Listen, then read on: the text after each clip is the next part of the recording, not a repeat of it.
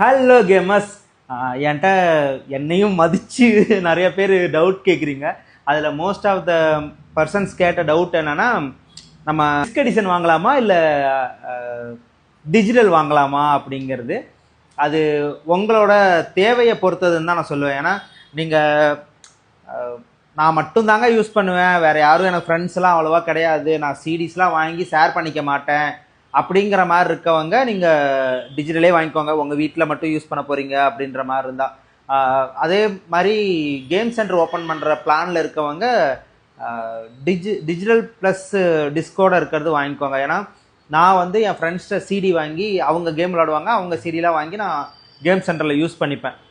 அதே மாதிரி நீங்கள் ஃப்ரெண்ட்ஸோட ஷேர் பண்ணிக்க. இப்போ ஒரு 5000 ரூபாய் ஒரு கேம் வருதுன்னா அந்த கேம் வந்து நம்ம டிஜிட்டலாக வாங்கி 2 பேர் ஷேர் பண்ணிக்கலாம். அந்த மாதிரி இல்லாமல் மல்டிபிள் ஃப்ரெண்ட்ஸ் இருக்காங்க, நான் விளாண்டு முடிச்சோன்னே என் ஃப்ரெண்டு கொடுப்பேன், அப்படியே ரொட்டேஷனில் கொடுக்கலாம் அப்படின்னு பிளான் பண்ணிங்கன்னா அப்படியும் வாங்கிக்கோங்க. ஏன்னா சிடிஸை வந்து நம்ம கண்டிப்பாக ரீசேல் பண்ண முடியும்.